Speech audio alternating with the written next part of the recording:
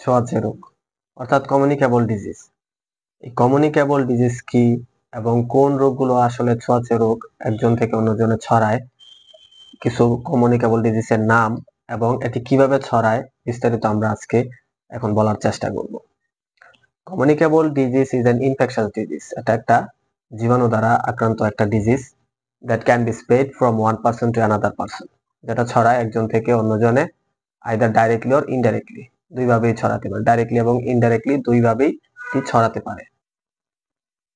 Common কিছু ছোঁয়াচে রোগ হচ্ছে diarrhoeal disease, tuberculosis, malaria, measles, HIV, hepatitis B, polio, diphtheria, intestinal worm infection, leprosy, আরো অনেক রোগ আছে যেগুলো হচ্ছে একজন থেকে অন্যজনে ছড়ায়। এখন বিষয়টা হচ্ছে ঠিক কিভাবে ছড়ায়, কিসের মাধ্যমে ছড়ায়, এটি আমরা জানার চেষ্টা করব।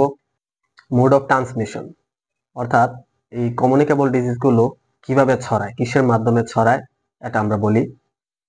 এটাকে দুই ভাগে ভাগ করা হয়েছে, একটি ডাইরেক্টলি আর একটা হচ্ছে ইনডাইরেক্টলি।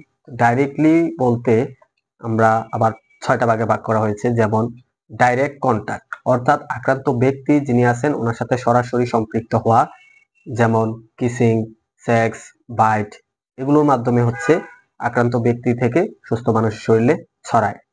কি কি রোগ ছড়াতে পারে, যেমন এইচআইভি, গনোরিয়া, হারপেস, তারপর র্যাবিস, এইগুলো হচ্ছে ডাইরেক্ট কন্টাক্টে ছড়াতে পারে।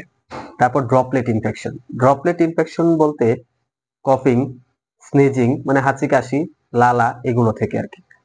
তো এগুলো থেকে কি রোগ ছড়াতে পারে, এগুলো থেকে ইনফ্লুয়েঞ্জা, হুপিং কফ, ডিপথেরিয়া, রেসপিরেটরি যে ইনফেকশন গুলো আছে এগুলো ছড়াতে পারে। কন্টাক্ট উইথ সয়েল, মাটির মাধ্যমে কিছু রোগ ছড়াতে পারে। এর মধ্যে 1 নম্বর হচ্ছে টিটেনাস, তারপর হচ্ছে ওয়ার্ম ইনফেকশন, এগুলো হচ্ছে মাটির মাধ্যমে ছড়ায়। তারপর হচ্ছে bite of animal and insect, বিভিন্ন পোকামাকড় বা প্রাণীর কামড়েও বিভিন্ন রোগ ছড়াতে পারে, যেমন রেবিস, ম্যালেরিয়া, কালাজ্বর, এগুলো হচ্ছে পোকামাকড়, মশা বা কুকুর এগুলোর মাধ্যমে হচ্ছে ছড়ায়। তারপর হচ্ছে কন্টামিনেটেড নিডল অ্যান্ড সিরিঞ্জ, আক্রান্ত ব্যক্তির ব্লাডের যেগুলো সম্পৃক্ত হয়, যেই সিরিঞ্জ এবং নিডল গুলো, ওগুলো যদি সুস্থ মানুষের শরীরে ব্যবহার করা হয় তার মাধ্যমে হচ্ছে এই জীবাণুগুলো ছড়াতে পারে। যার মধ্যে কমন হচ্ছে হেপাটাইটিস বি এবং হেপাটাইটিস সি, এই দুইটা হচ্ছে ব্লাডের কন্টাক্টে ছড়ায়। ট্রান্সপ্লাসেন্টাল, ট্রান্সপ্লাসেন্টাল বলতে হচ্ছে যদি প্রেগনেন্ট মহিলা অর্থাৎ মায়ের যদি থাকে, তাহলে পেটে যে বাচ্চা থাকে এই বাচ্চার কিছু রোগ হতে পারে প্লাসেন্টার মাধ্যমে। তো এগুলো হচ্ছে rubella infection, hepatitis B, hepatitis C, AIDS, এগুলো হচ্ছে মায়ের থাকলে তার পেটে বাচ্চার হতে পারে। আর ইনডাইরেক্টলি কিছু মাধ্যম আছে, যেমন ইয়ারবন, তারপর ভেক্টরবন, ওয়াটারবন, ফুডবন। ইয়ারবনে হচ্ছে কফিং, স্নিজিং, ড্রপলেট, এগুলোর মাধ্যমে ইনফ্লুয়েঞ্জা অ্যান্ড টিবি এই রোগগুলো হচ্ছে ছড়ায়। আর ভেক্টরবন হচ্ছে যেমন মসকিউটো, আমরা যেটা আগে বললাম, বিভিন্ন মশা, মাছি, এগুলোর মাধ্যমে ছড়াতে পারে, ম্যালেরিয়া, লেম ডিজিজ, এগুলা। আর ওয়াটারবোর্ন হচ্ছে ওয়াটারের মাধ্যমে আক্রান্ত ব্যক্তির কন্টামিনেটেড যে ওয়াটার গুলো আছে, দূষিত পানির মাধ্যমে ছড়াতে পারে, এগুলো হচ্ছে কলেরা, ডায়রিয়া, এগুলো।